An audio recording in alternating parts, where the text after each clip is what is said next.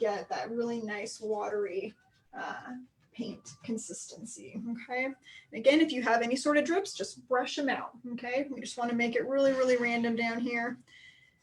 Down here in this bottom portion, I'm going to make sure I keep the blue at the very, very bottom of the canvas. I don't want to go up into this center portion. I want to keep that down there at the very, very bottom. And again, I'm just going to do some random scrubs.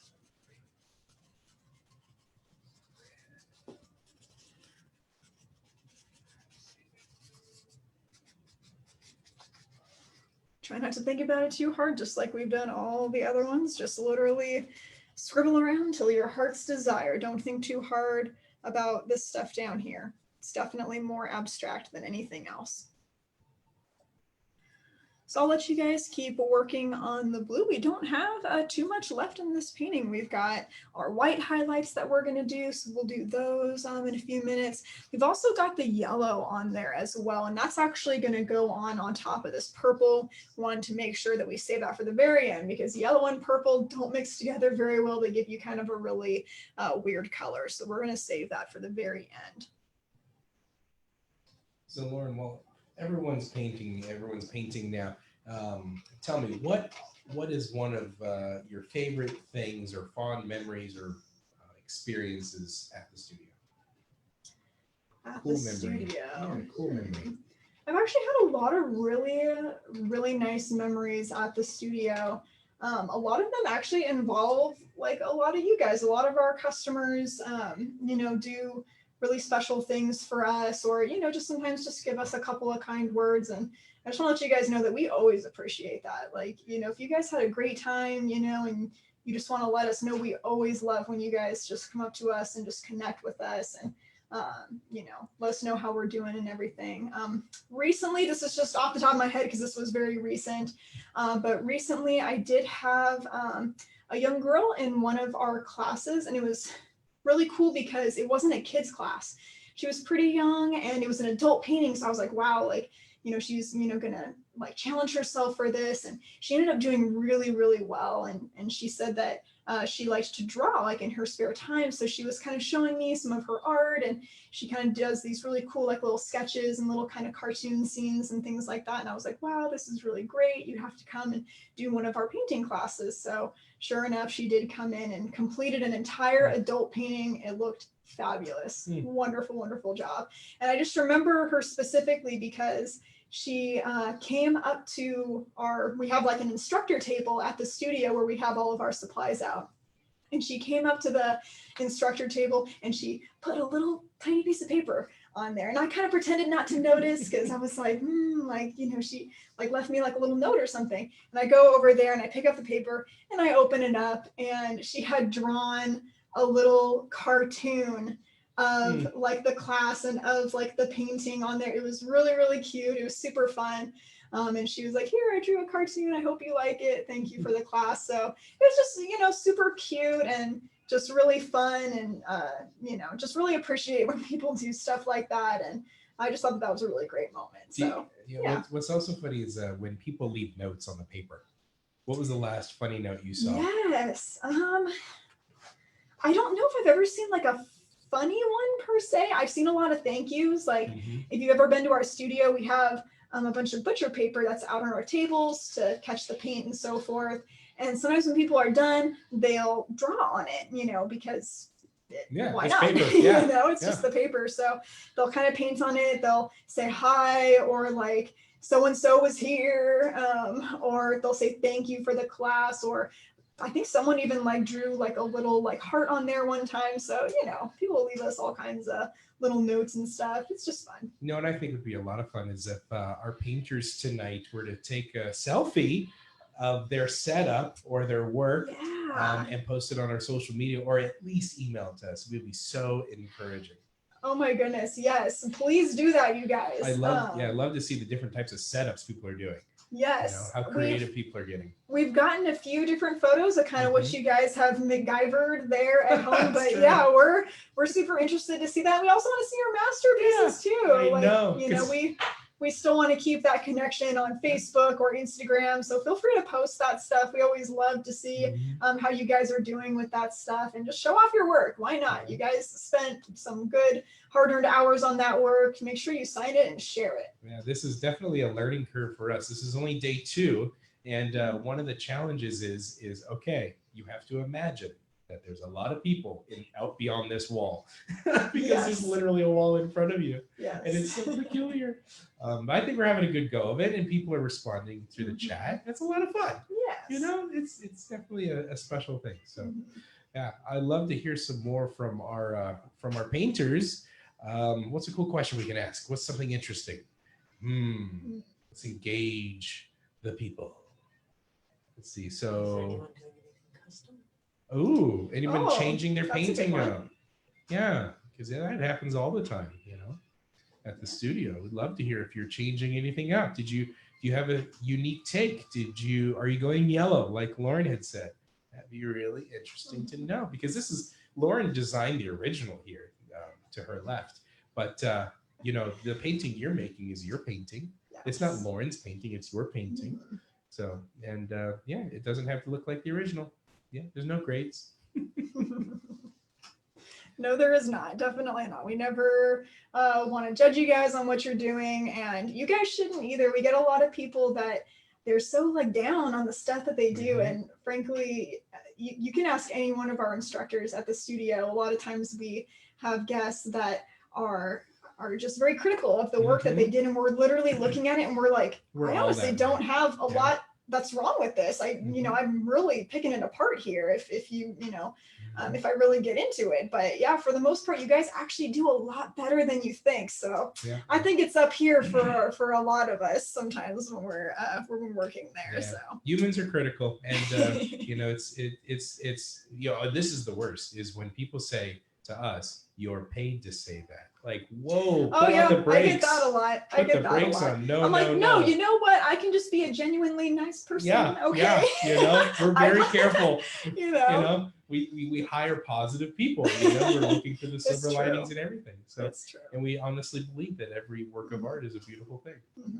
It's really true. Yeah, I've gotten that so many times, and I'm like, no, you know, I'm actually just genuinely being honest with you. I'm not a liar. You know, I'm not a liar, but I said it's true. So Noella here, she says that she changed their painting, but it may not have been on purpose. Ah, okay, I see. So an indirect change. Yeah, there's an iconic TV painter who would call that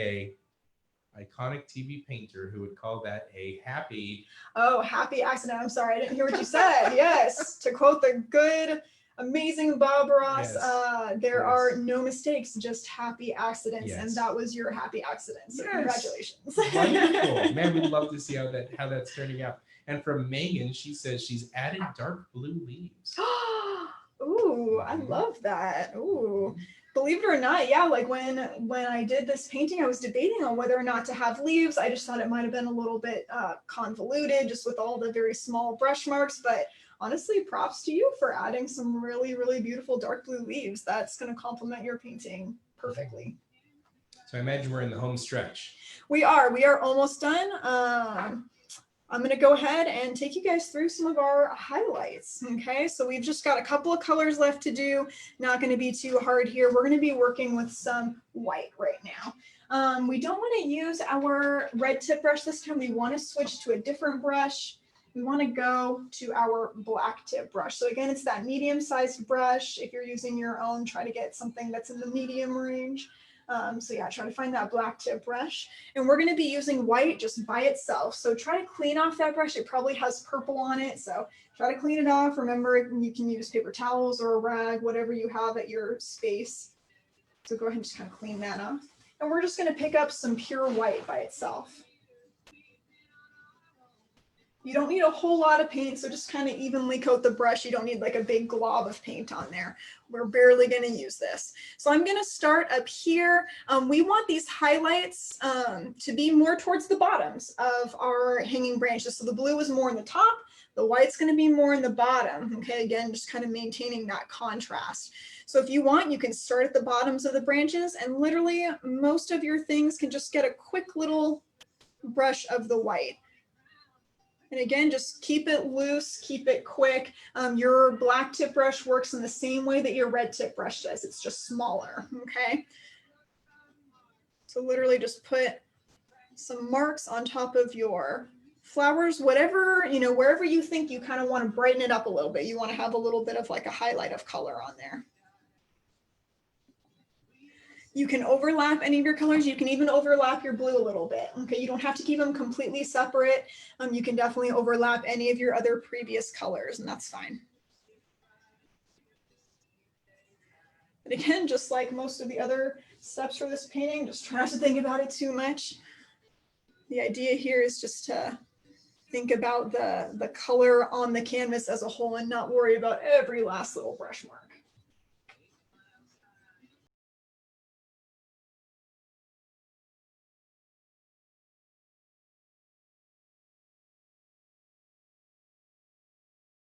Want to start having on our canvas. Again, we've got kind of that contrast, blues more at the top, we've got the white more here in the center, okay? So while we have this color, while you guys are kind of finishing up with all of the white that's on there, I'm gonna get you guys started on the ripples. They're very, very easy. I think the only tricky part is just making sure that you get kind of like that right shape of the ripples. We want there to be this idea of like some ovals rather that are kind of going around this little petal right here, this part of the flower that's hanging down right here.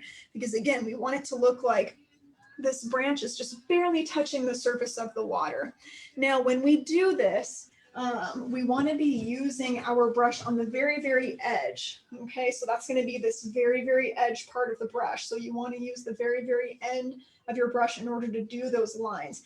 Don't just use the whole entire brush for it. You're going to get really, really big, thick lines. Now, some people, they don't like the idea of kind of using that thin side of the brush. I like it just because I'm comfortable with it, but I do realize that not everybody likes that. So if you would like to just not worry about like the thick and the thin side of the brush, you can switch down to your small white tip brush, and that will give you very, very thin lines. So remember that that is there for you guys. You can try it this way if you want to, but if you feel like you're just more comfortable just using a smaller brush for smaller lines, you can definitely do that with your white tip brush. So just like we've done in the past, everything that's down here has got to have a little bit of water in it. So when you get ready to do your white lines down here, make sure that there's water inside that paint a little bit. I know that your water's probably a little dirty. Don't worry if it ends up being a little tiny bit purple. It's totally fine. So I'm going to get a little bit of water here. And I'm going to start here with this kind of circle. Now notice how they're not like perfect. It's not like a perfect enclosed ring. The paint kind of starts and stops, and I lift my brush off periodically, so I'm not, you know, doing like a full enclosed like oval. It kind of breaks up a little bit. So really, really important that you do that. Otherwise, it's just going to look like a bunch of rings rather than, you know, kind of like some moving water, which is what we want to have. But I'm going to start here. I think I'm going to actually change where I'm at here. Go like this.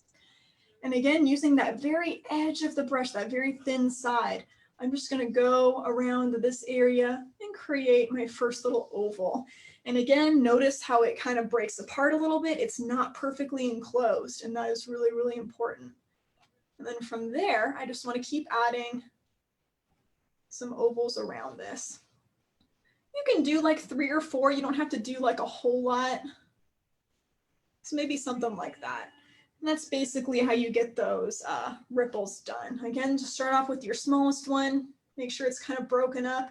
Don't worry if things, you know, aren't perfectly straight or a little wobbly. It's totally fine. Remember, this is like moving water. It's not perfectly smooth or anything like that.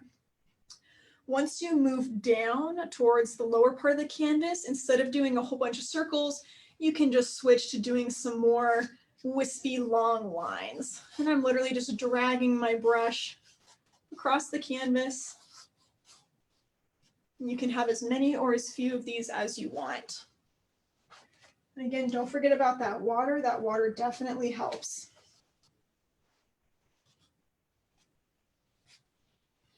Again, as many or as few as you want. They can go anywhere down here that you want. You can add a little bit over here as well.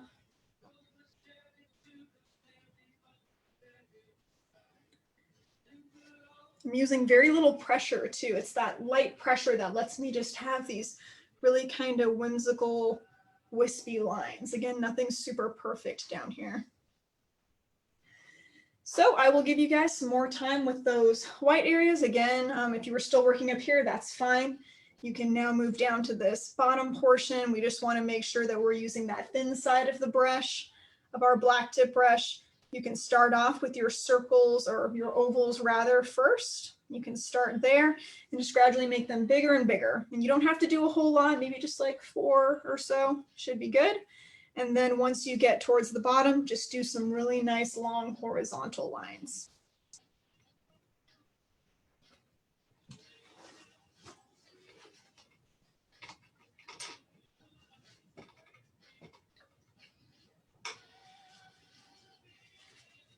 So Lauren, during this time, what are some things these painters could do to help out Purple Easel? Well, something that you guys can definitely do is join another one of our online classes. Because of the unique situation that we're in right now, we obviously cannot hold classes at our studio currently, but we are trying to make sure that we are giving you guys a really fun painting experience digitally. And right now it seems to be going really, really well. I mean, you guys can let us know how we're doing. But yeah, if you like this and you'd like to support us again, sign up for another class, refer your friends, tell your family, tell your neighbors, get the kiddos involved. You know, a lot of the kids right now are not in school, you know, so it's a really nice activity just for them to kind of have a little bit more engagement, do something fun. And create a masterpiece as well. And who knows, you may just discover that you really, really like it and you want to keep doing this in the future. That's definitely something you guys can do. If you guys want to register for another one of our online events like this, you can visit our website at purpleeasel.com. We have this week up right now. We're going to be doing some more events like this in the future. So all you got to do is go online. All the info's on there, how it works, how much it is, what time it is, and all of the Zoom related kind of stuff. I believe you get like a link sent to you and things like that. We also provide all of those supplies to you guys as well. And again, there's more instructions on how to pick up those supplies on the website. Mm-hmm.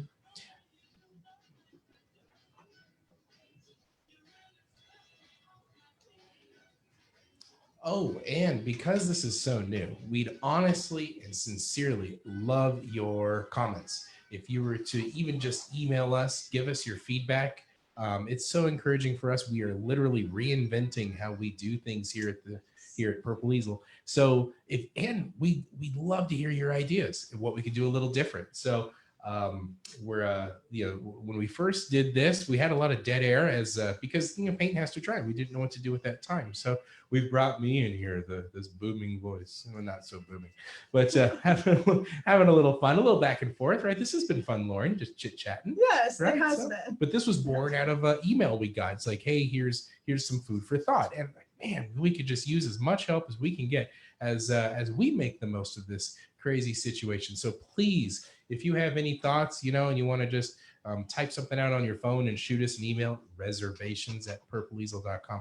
That would come straight to the office, and we'd love to hear your comments, good and constructive and anything, honestly, because we're making this up as we go along too and having a lot of fun. And we're just so excited about the turnout. So it's Wednesday, it's the middle of, it's Saturday every day right now, isn't it? Every day is a Saturday, unless you're in the medical field. Thank you. And unless you're in like law enforcement or have one of those essential passes that lets you, you get to go to work. The rest of us are pretty much at home. So, but thank you. If you are one of those people, shout out. Give us a profession. If you're working right now, even if from home, we'd love to hear it and give you a virtual high five 6 feet apart. Yeah. So air five, 6 foot air 5. So anything else we got on this painting tonight, Lauren? Yes, we do. We've got just one last thing that we're going to do, and that's going to be our yellow. So we are almost done. And we're going to be using our red tip brush for that yellow portion. Okay, so switch back to your red tip brush. Try to clean it off as best as you can inside the water and using either a paper towel or a rag or something. This is going to be very dry, so I don't want you guys to feel like this part has to be blended. It's not really going to be like blended in like the true sense of what we did in our background, okay? The only reason that it looks kind of blended is just because we actually used a very dry brush to do this. If you were to come up really close and look at this, you can kind of see that it wasn't blended while it's wet, but that's okay. We're going to be using a dry brush technique to kind of get this idea of just kind of like some yellow light going on in there, very abstract. Maybe this is just kind of the light source that's kind of coming in through all of these wisteria plants.